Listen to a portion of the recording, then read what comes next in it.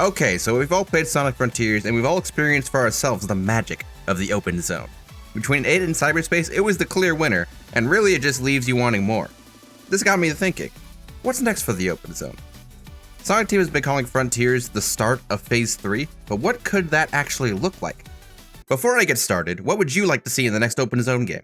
I'd love to hear what you have to say, and with how much Sonic Team has been listening to feedback, getting your ideas out in the open would have a bigger impact than you might think. Also, if you're enjoying the video, you can subscribe. I'm mostly making Sonic things right now, so if you have any topics you'd like me to discuss, leave a comment, subscribe, and you might see your idea in an upcoming video. So, as I mentioned in my thoughts for Sonic Frontiers, my ideal would be a 100% original Sonic game. Something that isn't as grounded as Frontiers, but also isn't a palette swap or a name swap of the expected Green Hill, Chemical Plant, and Sky Sanctuary trio that we've grown accustomed to. Making the zones visually interesting, but as fluid to navigate as the zones in Frontiers, it'd be great. However, I do understand that nostalgia is a hell of a drug, so here's what I would actually do. Now, have you ever heard of a video game called Mario Odyssey? It's kind of a hidden gem, not many people have heard about it. Odyssey is a Mario game that relies heavily on a bunch of staple Mario tropes and injects them into levels that are wholly original. Cap Kingdom, Cascade Kingdom, Planet Wisp, these are all original and the inhabitants are all original themselves, excluding some classic enemies. This is what I'd imagine the next open zone Sonic game to be like. We just need an excuse to fly from place to place, kind of like putting the planet back together in Sonic Unleashed, but each area is an open zone instead of a hub world with some stages. Now so far, that idea just sounds like what I said before, a 100% original Sonic game. However, with a setup like this, I feel like this is something that Mario Odyssey dropped the ball on and Sonic can really use to stand out. Both Sonic and Mario have had some pretty iconic locations throughout their history, but Odyssey doesn't really seem interested in them at all. They have Isle Delfino on the map, but you can't even go there. Bowser's Kingdom is called that in name only, as it looks nothing like what you'd expect from what you were told when you're exploring an entire Bowser's Kingdom. Even the Mushroom Kingdom, while it's nice to see, doesn't have the same big open field that 64 and Galaxy had. It's its own unique thing. Here's where Sonic comes in.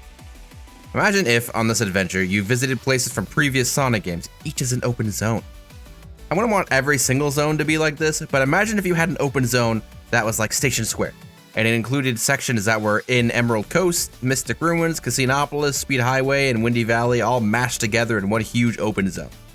And you could have one for Central City that has City Escape, Green Forest, Metal Harbor, all accessible on one huge level.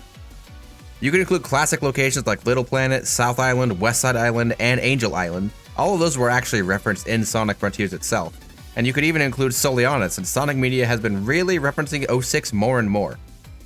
And hey, for the 3 people who care, maybe we could go back to the Lost Hex.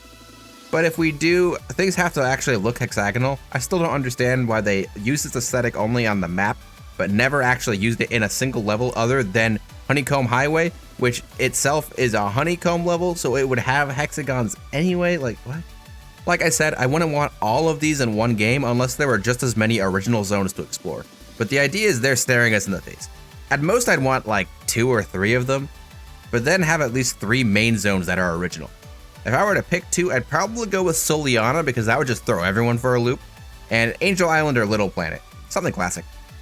Of course, if they use South, West Side, or Angel Islands, it would actually have justification for using the classic trio, Green Hill, Chemical Plant, Sky Sanctuary, so maybe we could just go to Little Planet and, just avoid that. As for the challenges and the levels, considering that they'd be more Sonic-like, I don't think they need to be tied to a cohesive aesthetic, like the ruins were, but they should still tie into the aesthetics of each zone. Like, if you were in Casinopolis, there could be a challenge for winning a pinball game, and the platforms would look like Casinopolis platforms, and they wouldn't look like the floating platforms that don't tie to anything like they do in Sonic Frontiers. Also, maybe we could get some challenges that are a bit more than quick step 4 times, parry twice, or run in a hamster wheel. These would be fun as part of a challenge, but not as the challenge itself. For enemies, on a base level, you can just say, Eggman is up to his old tricks and launching a global assault, so he has badniks everywhere of various sizes. I did really like the Guardians, so I'd love to see some Eggman equivalents scattered throughout each zone. That can also be a way to bring back some nostalgia too. Like, imagine if one of the Guardians in the desert was a remixed version of the Egg Golem, or we fight the Egg Hawk again, but this time it's actually good. And any of the Unleashed bosses would be good as a Squid or Fortress equivalent. Again, I'd rather it be 100% new, but if it was 90% new and a Bone Throw and an Egg Hawk of all things, I'd be okay with it.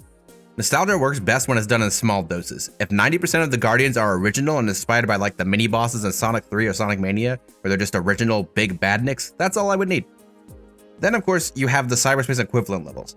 Places like Emerald Coast and Station Square could just be offshoots of main large open zones that are seamless. Like imagine if there was a big open beach area, but then you go down a certain path and it shows like Zone 3-1 Emerald Coast on the screen. And it's designed in a way that when you finish the level, it actually throws you back into the open zone in a different location. Maybe it's near Zone 3-2, Windy and Ripley, or whatever you want to call it. But the idea would be that it's all seamless. It'd be more challenging to design a zone like this, but I think people would just enjoy it more.